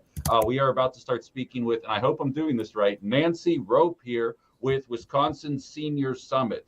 Lord knows that consolidation is an issue in just about every industry in America right now, with a handful of companies operating a large percentage of a lot of the businesses out there. And our nursing homes are no different. And we are facing a pretty big issue here in the Midwest, specifically the Wisconsin, Illinois, and greater Midwest region area, with a consolidation really becoming a problem here. So Nancy, I look forward to this discussion with you here. Thank you very much for joining us. Well, thank you very much for having me. I should tell you my husband, when I got married, I knew that I was going to enjoy many years of having my last name mispronounced. It's actually Roppy. It's like if you said Hoppy, but take the H off and put an R, and there you got it. But anyway, I'm so happy to be here, and I'm so honored to be on this podcast. And greetings from Stevens Point. Thank you, Nancy. You know that's where I'm from. I thank you. Yes, I do. So yes, tomorrow is the inaugural Wisconsin Senior Summit in Stevens Point at the Stevens Point Holiday Inn and Convention Center. We are bringing together seniors from across the state. We are interested in people. We've spent decades, seniors have spent decades working and raising families, serving our communities, and we have the right to live lives of dignity and purpose. We are relevant, we are experienced, we've accomplished a lot, and we have a lot to offer. So this basically, the Senior Empowerment Project evolved from a situation that we've been facing in a lot of Wisconsin counties. In Portage County, there have been 4 attempts, the current one, to sell the Portage County Healthcare Center. And the county board is trying to sell it to $1 billion corporation. That same corporation just acquired the Pinecrest Nursing Home in Lincoln County back in August. On day one, they fired 15 staffers. Within 26 days of acquisition, they received a statement of deficiency from the state of Wisconsin for the care that they were providing. It didn't take them long to run it right into the ditch. Now, we did not know when we've been fighting, my husband and I, Joe and I have been fighting this battle since 2017. And when you're down in the trenches, fighting off sale attempts, you really don't have time to realize what's going on in your neighbor's backyard. And so the Action Network is a group of community organizers, and they could see the more broader picture of what was going on in Wisconsin. This is certainly not a coincidence that corporations are coming in and buying up nursing homes and acquiring the bed licenses for those nursing homes. This obviously is a coordinated effort because it's happening in all these different counties by these county board members who are, I will call them extremists, right-wing extremists. They have an agenda and they're putting it through all of these county boards. So the Action Network contacted each of our individual groups in Portage, Lincoln, Sauk, St. Croix, Walworth, and said, listen, we need to get together. We need to become organized. And from that, the Senior Empowerment Project evolved. And one of the things we decided to do was, we need to make this a statewide effort. We need to bring people from across Wisconsin together in a summit where we can have seniors, caregivers, family members coming together, because we have strength in numbers. it's difficult to go it alone, but together our voices rise in volume. And so that is what will be occurring tomorrow. Nancy, I want to follow up because I find, first of all, what you're doing is absolutely remarkable. But how is it that the right side of the government here is able to find some kind of backing for what's taking place? You and I both know wages aren't going up for the people working there. The prices are going up for the people attending there, and that's if they're lucky to find a spot in here. Whether you're right, left, center, or indifferent, you're talking to a millennial. My dad's 69 years old. It could be any day that I need this kind of facility. And I'm from Pennsylvania. It's no different what's going on there. How is there not more pushback regardless of that? What kind of answers are you getting from the government when you try and push back against this? Well, it entirely depends on the makeup of your county board at any given time. When we originally started our fight, the then county executive proposed selling the county, I call it the county home. That's what we always called it when I was growing up. But the building it's old. It's got 100-year history. The original building was built in not the original, but the one that's now was built in 1931, and it's had a series of renovations. So the county knew that we were going to have to do something about this at some point in time, but they drag their feet endlessly and do nothing, right? So that county executive said, listen, let's sell it, and we'll to Milwaukee Catholic Homes, and we'll give them $10 million, and they'll build a new building and everything will be wonderful. And when I heard that, at first I thought, okay, that's a proposal. We'll find out more about it. Well, she said what was going to happen is all the employees would retain their jobs, and when the new facility was built, we just walk over to the new facility. A month later, she changed it and said, all the employees, it's a predominantly female workforce, right? They would have to reapply for their jobs. Well, that hit my hot button. And I thought, oh no, you're not going to lie to people like this. So we got involved. We fought that sale. It failed. Then they tried to sell it again. The second attempt, a group of activists in the community fought that. It fell apart. The third time, they tried to sell it to one of the worst possible buyers. We managed to fight that back. But what we ultimately did was we created a Facebook group, the Save the Portage County Healthcare Center. We got organized on the local level. And every meeting that the county has that has anything to do with the healthcare center, we attend. We live stream those meetings. We lobby those county board supervisors.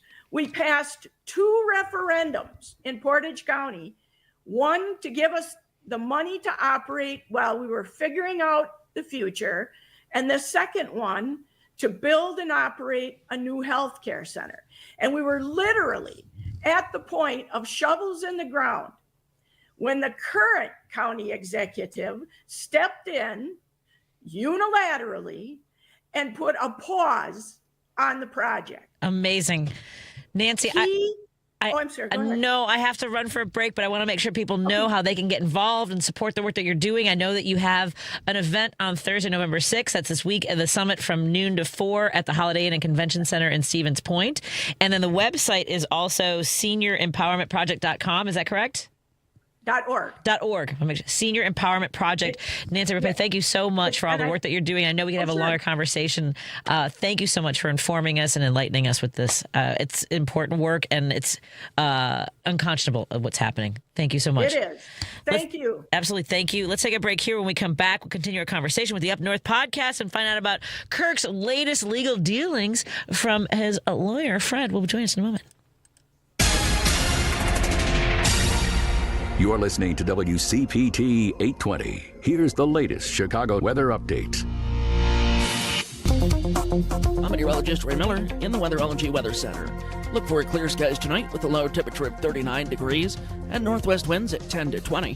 Thursday, sunshine with a high temperature of 56 degrees and southwest winds at 10 to 20 miles an hour. Friday, showers early in the day with a high temperature around 63 degrees and southwest winds at 10 to 20. Saturday, rain likely, high of 49, and a chance of rain and a few snowflakes Sunday, high of 37. That's the latest Chicago weather update.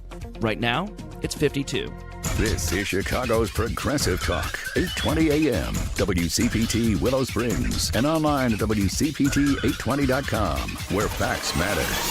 Check up on health with Chris Whitting. AFib, or atrial fibrillation, is a heart condition where the upper chambers of the heart beat irregularly and often too fast. This can cause symptoms like palpitations, fatigue, or shortness of breath, and may increase the risk of stroke. The most common initial treatments for AFib include medications and lifestyle changes. Dr. Sean Heffron, preventative cardiologist from NYU Langone Heart, explains another treatment called ablation, which uses heat or cold energy to destroy small areas of heart tissue, causing the irregular rhythm. It's basically going into the heart and eliminating the circuitry that is responsible for these electrical impulses and abnormal heart rhythm. In many cases, eliminating atrial fibrillation, but in most cases, at the very least, reducing its burden. With Checkup on Health, I'm Chris Whitting. A tree can be a warrior, battling global challenges with greater courage. A tree can be a solution, cleaning our air, supporting our communities, and protecting our wildlife. A tree can be noble, growing hope in every corner of the world. That's why now is the time for trees. And we are back with our Up North because podcast. Facts matter. You are listening to WCPT 820. On WCPT 820, KKNW 1150, and KTNF AM 950. And of course, live from the Minocqua Brewing Tap Room in Madison, Wisconsin, here's Kirk Bangstad. Hey, everyone. We're back, and I wanted to invite my lawyer, Fred Milms, to talk with us tonight. We talked about federal politics. We talked about state politics with these homes in Portage County and throughout the state. But if you followed the Minocqua Brewing Company for the last 5 years, you'll know that local politics in Oneida County and Minocqua, Wisconsin, has almost put me out of business numerous times.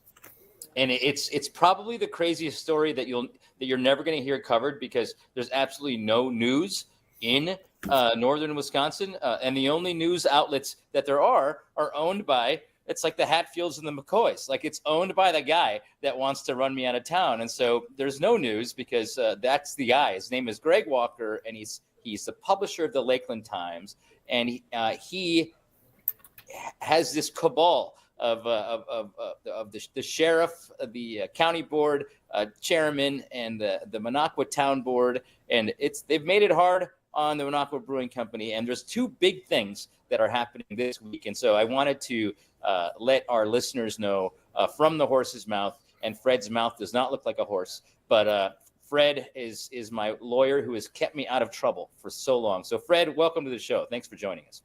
Absolutely. So we are currently petitioning the court, in effect, to have a judge issue a criminal complaint against Greg Walker for perjuring himself during one of the proceedings you two have been involved in. I don't know, number 30 or 35 or so that you two have been at each other in court. But at that injunction hearing where he was asking that a restraining order be issued against you because you'd been harassing him. He gave some false testimony that you had threatened him and that you had told him to go die. I think it's pretty provably false too. When you watch the police body cam. Wait, Fred, let's bring everybody back. So I was giving a political speech in my tap room in my beer garden, and we pointed at Greg Walker when I started talking about corruption. He called the cops. he had 4 different police departments surround our tap room, and 6 of my customers were arrested, and I was arrested and thrown in jail for 24 hours, all because he called the cops and said that I was on his property threatening him, which was an absolute falsehood, and it caused just trauma. Just crazy trauma in the middle of the summer, and so that's the background that led to this. And while we were in court, he mentioned that I had threatened him and had told him to die. And Fred, take it from there. What's the proof that we have that never happened? Well, you've got his statements to law enforcement from that day, where he doesn't actually tell the responding officer you threatened him. We've got a couple of other witness statements who also don't mention any threats. And then we had 6 people from your tap room testify at the injunction hearing that we won that didn't happen. So I think it's pretty provably false testimony. I think there's a lot of evidence that he just made it up because he wanted to win. And, that is a crime in the state of Wisconsin. It's you're not allowed to go in front of a judge, go under oath and lie. It's called perjury. And it's a pretty serious felony. So you had asked the district attorney in Oneida County to issue charges against him on July 21st, 3 days after the hearing, and asked the sheriff's department to investigate. It doesn't appear as though anything's occurred. So with the Wisconsin statutes allow you to petition for a judge to issue a criminal complaint in situations like that. So that's what we're doing. So just to recap what Fred said, when you can't get the police or the district attorney to realize a crime has been committed, because they're also, they have to get elected and they're scared of this newspaper guy to get the entire town against them. So it's really tough going if you're a big progressive in the middle of this town and everybody wants to get you out. So we're doing that, but I also wanted to make sure that we covered another thing happening tomorrow. So the town of Minocqua and Oneida County has revoked my permit to do business now. How many times, Fred? You've been revoked twice, denied, I don't know, 2 or 3 more times. So basically every summer we fight just to stay alive in our tap room, and our tap room is now being visited by people from around the country because they want to see the mecca of progressive beer, and so it brings a lot of tourists in. But every summer we have to fight and spend tens of thousands of dollars in legal fees just to stay open.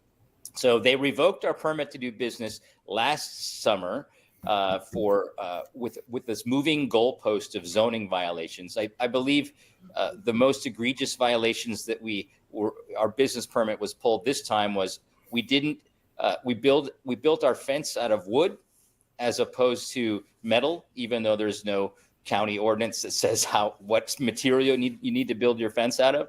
And we used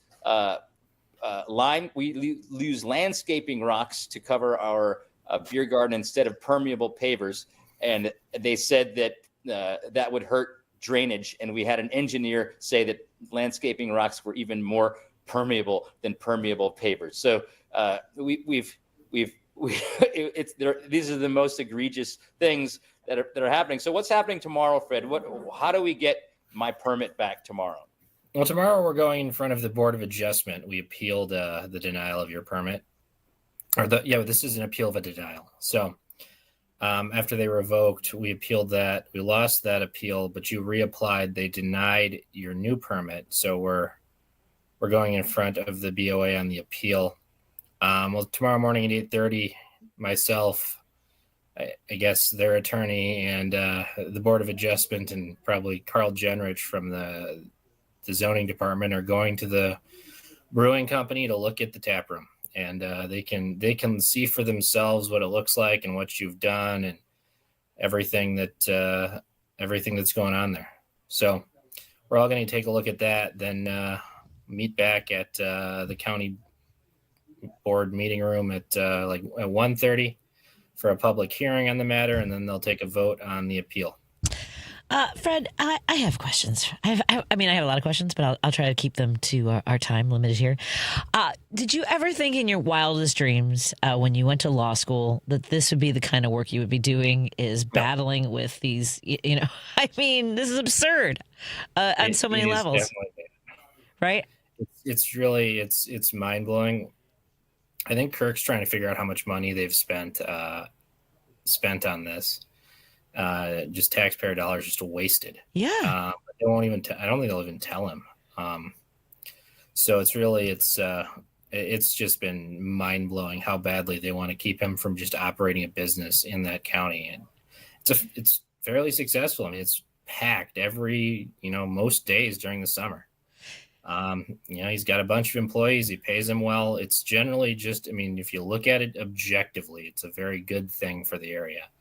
And, the county, the elected officials don't want any of it. So it's unfortunate. Have you had the opportunity to find out if there's anything at all on this scale that's happened previously anywhere in the country, anywhere in the United States? Yeah, stuff like this happens. I mean, there's case law on situations that are pretty similar to this where a county board or some zoning authority just doesn't like somebody, so they won't give them a permit, or they deny permits, or they harass them. So I mean, it happens. This isn't not the first time, but fortunately, it's pretty unique. It's rare, but it has happened before.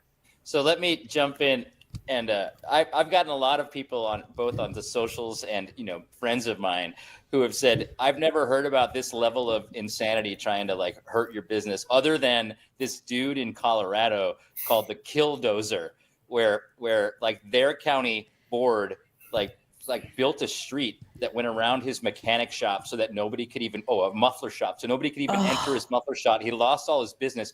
He bought this huge machine and put stainless steel he covered it completely, and he busted out of his shop and he ran over the entire town. And he encased himself in it. So it was a suicide mission. He was so deranged by what the town had done.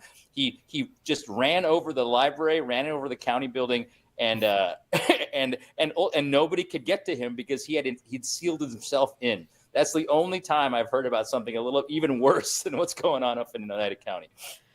Wow. Well, I guess congratulations on being unique. And Fred, if anyone finds themselves in this sort of situation, they should get an attorney right away, right? Because some people would just be like, well, I guess I'll just move my business. Yeah, absolutely. There are a lot of things you can do. They take some time. You can fight at the county level. We're doing that. We've been fighting in federal court now for 3 years. But certainly there's a lot that can be done. Okay. It's important to stand up for yourself and get the right people on your team. I'm so grateful for the work that you're doing, Fred. I feel like you need a massage. I should send you a gift certificate for a massage. It's a lot of stress. We are going to take a break and continue our Up North podcast from Minocqua Brewing Company's fearless leader, Kirk Bangstad, who is in historic legal battles up in Minocqua. Ben Cominos, the host of Outside the Box on WHBY. They have an app for that, so fine, whatever. We'll be right back after this to talk more about last night's elections on WCPT 820 Heartland Signal, KKNW 1150, and KTNF AM 950 Minneapolis, St. Paul. Dive deeper into the heart of the news and stories at WCPT 820 and across the Midwest by checking out our website, heartlandsignal.com. It's the coverage I can count on every time. For the latest news updates, in-depth analysis, compelling stories, comprehensive election coverage, live streams, and thought-provoking opinions, head to heartlandsignal.com. When I need to know, they're there. They keep me informed and updated wherever I am. Stay informed with WCPT 820, your go-to source for where facts matter. Hear that? That's the sound of your life. Perfectly imperfect. Beating in rhythm to the world you've created. But every time you drive after drinking, the music gets drowned out. Your life sounds pretty great. Don't let a buzz ruin it. Buzz driving is drunk driving. Don't drive buzzed. A message from NHTSA and the Ad Council. As farmers and ranchers, stewardship of the land comes naturally. Your work keeps our water clean, improves the soil, and enhances wildlife habitat. It also provides countless benefits, not just for you and your family, but for millions of Americans who depend on this region every day without even realizing it. Thank you for being stewards of America's prairie for all of us. Take a moment to find out how conservation pays. Visit conservationpays.org. Talking to your kids about the dangers of vaping can be hard. Getting them to listen to hot gossip is easy. So here's some drama you could share with your kid. Dude, did you hear about Cassie and Jake? No, but did you hear that vaping can cause irreversible lung damage and nicotine affects brain development? Nuh-uh. You don't need to gossip if you want to have an open conversation about vaping. So if you want to get tips on when and how to talk to your kids, visit talkaboutvaping.org. Brought to you by the American Lung Association and the Ad Council. Hey Google, play WCPT. Streaming Chicago's progressive talk from TuneIn. And we are back with the Up North podcast from the Minocqua Brewing Company tap room in Madison, Wisconsin. And here is our fearless leader, Kirk Bangstad. You are muted. Hey, everyone. Thank you for joining us. We have worked our way through the good news of all the Democrats getting elected, the bad news of county homes being bought by private equity firms. We've got local news that is dastardly up in Oneida County. But I always want to end this program with some positive news. And Senator Chris Larson, I think there's some positive stuff that came out of a bipartisan legislation that was passed that you worked on and Governor Evers signed. Can you tell us some of the good news and then maybe follow with some of the stuff you wished would have been passed? Yeah, I mean, I hate to be the one to be like, well, we didn't pass all that much good stuff, but I will say on the good news side of things, sometimes it's the bells that don't ring, it's the things that didn't end up happening, and so I will say one of the things I do think is better is that we did we had a universal ban of cell phones in schools, considering the damage that cell phones are doing to our kids, to body image, et cetera. This was one where it's like they're at least starting on trying to go down that path of making sure that our kids are protected from all the dangerous stuff online. We didn't dive any deeper into it than that because that's where people aren't really talking. But there was other things that were stopped at the state level, which is good. There was an old-fashioned trying to force workers back into a workplace and away from virtual working, which of course would hurt the folks up north. It actually is fine for folks in Milwaukee and Madison because that's where most of the state workforce is. But this is one that Republicans are very intent. Justification for this is that this is what the private sector, quote unquote, is doing. It's just a way to exert force onto workers without workers having a possibility of pushing back. There is efforts to make sure that charges could be dismissed easier from police brutality. That was luckily vetoed. There was efforts to try and make it harder for people to collect unemployment. One was making it harder by if they were unable to show up for an interview. What more often is the case, and your listeners might know this, is that people will end up applying for jobs that don't actually exist or end up scheduling interviews that are then canceled by the employer, and there's no penalty for that. And that was expressed in Governor Evers' veto message. There was also one that says that if requests are not responded to within 12 days, then payments would be ineligible for people on DWD, people on workforce development. So there's a lot where they're trying to do anti-worker stuff. So luckily our governor is coming into place and pushing back on some of these more egregious things. There was also an effort to try and ban clean energy in terms of our fleet, which is a good way to combat climate change. There's a lot of Republicans still putting their head in the sand on it. And then, of course, the good old-fashioned going after public schools, of trying to force public schools to respond within 2 weeks or have a penalty when there are open records requests for people like trying to be able to get access to curriculum, books, and harassing public schools. Of course, those that are funded by public dollars but are going to private institutions would not be subject to that same scrutiny as they are not currently. They still don't have to be subject to open records requests or hired qualified teachers with licenses for that matter. So that was some of what rolled through the legislature. and then came to a screeching halt with Governor Evers, who still does a pretty good job of being a goalie. Doesn't block everything that we want, but he's doing pretty well than his predecessor. I can tell you from firsthand experience, Senator, that there's a lot of these bills that I see coming across the pipeline here that I don't even cover because I'm like, well, Governor Evers will shut that crap down before it gets to anything meaningful. So it is a breath of fresh air to say, you know what, I didn't care if he heard what I said anyway. But it's where do you go there? Looks like we may have lost Senator Larson right there. Yeah, unfortunately, we had a bit of a meltdown there. It's okay. We can talk until he gets back. The question that I was going to ask him, you hear about the Republicans blocking renewable energy, and I always wonder why we as progressives and even liberals in general, there he is. Hey, welcome back. I was just to the rest of the rest of the panel here. It was a two-part question, but you talk about the blocking renewable energy there and renewable energy projects.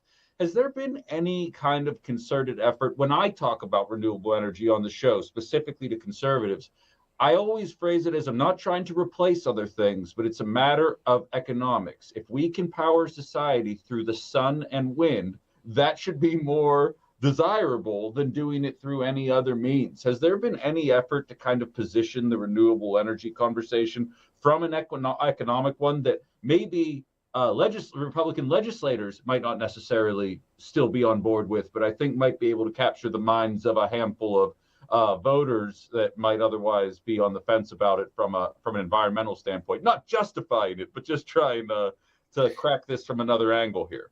No, and frankly, most of the public wants to see us move in the direction of actually embracing the science and trying to move away from fossil fuel infrastructure, right? Whether that be how we power our homes, how industry operates, or how you're getting to and from wherever you're trying to go.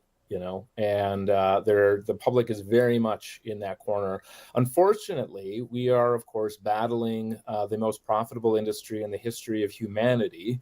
And they have learned from the cigarette industry of obfuscating and fooling and really getting people to walk down a path thinking they're actually making a difference while blocking and hiding the ball of what real progress is. So we're really trying to make sure that we're ahead of that.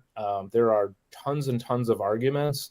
And what the fossil fuel industry has realized, and Republican legislators, for the most part, have fallen into place, is realizing that if they don't even acknowledge that the problem exists, that the debate about how and what we should be doing doesn't even have a chance to begin, right? It's like trying to have a conversation about how to put out a fire, and with somebody being like, what fire? What are you talking about? And so by having climate deniers who occupy so many seats in the legislature in the state, and then as well as nationwide, it ends up making it harder for Democrats to even come up with plans and solutions because there's not an equal and opposite partner who's interested in trying to do a gosh darn thing. The conversation around data centers, I would say, is we learn these things usually a year, 5 years, 10 years on, but people should be tuning into what's happening at the Capitol around data centers because you're going to start seeing some of this obfuscation happening in real time. Senator, when I see all these bills that are, worked on and sent to the governor that are dead on arrival, I think, when I read that the Wisconsin legislature is one of the least active full-time state legislatures in America, it begs the question, it's all just posturing. They're not doing the people's work. Why do we have a full-time legislature? Why can't we just meet for like a month or two and have to get certain things done, or else like the government doesn't work? I mean, to me, at this point, it seems like that would be more useful.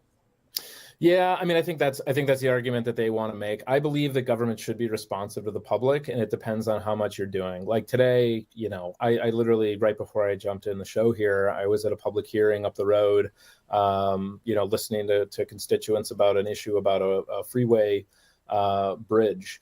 And the number of issues that people bring up there's no shortage of problems that we can and should be solving as a legislature. That is the role of what government is supposed to do. You're supposed to hire us to then work on the largest problems that cannot be solved on your own. And unfortunately, people think of us now as just being like your fighter that you select to go in there and fight on culture war issues. And that's all we end up doing. That's basically what we did today in the legislature, in the committees. But you're right that we have a very ineffective, very slow acting legislature. I think we're on record now of only been in the Senate having only been in for a grand total of 7 session days. And here we are in November, 7 session days. And you thought the folks in Washington were doing a bad job of being on week 6 of a shutdown. So as much as I hear where you're coming from, I don't want us to embrace their cynicism. It should be about what is the government supposed to be doing? And it's supposed to be solving the problems of society that we cannot solve on our own because we're too divided. And so that's the work that I'm very interested in. The good news is, of course, with elections coming up next cycle, like we're within a swing of getting the majority in the Senate, getting in the Assembly, and if we're able to retain the governor's office, then we can finally restore the path that we should have been on for the last 20 years anyways. To that, before we take off, Senator, what should people be doing now? We don't want to wait until get involved, right? Find your local offices, find your local mutual aids, right? Yeah, no, absolutely. I mean, right now, I think the measure is trying to recognize that what is civic engagement is not just voting. It is about being engaged on a regular basis and recognizing the danger that exists out there. With every refresh of your social media account, you're seeing it. And the more that you can contact your legislators who are trying to hide from you, the more that you can nudge your neighbors who are otherwise disengaged, and especially those folks who have tuned out of politics because they think both sides are bad, of clarifying there's one that's literally trying to burn down our country and turn it over to billionaires.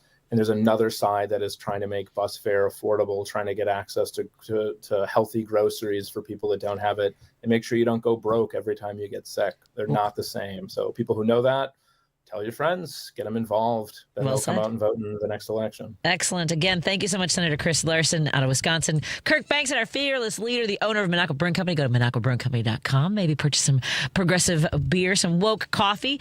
Thank you to our sponsors. Thank you to Source Solar, Pride Coffee Roasters, and Kids Above All, as well as our friends at, of course, Minocqua. Ben Cominos, Outside the Box on WHBY. They have an app for that. Good night, everybody. Thank you, Lady B. 1 in 4 Americans have a disability. I'm one of them. I'm also a working mom who cares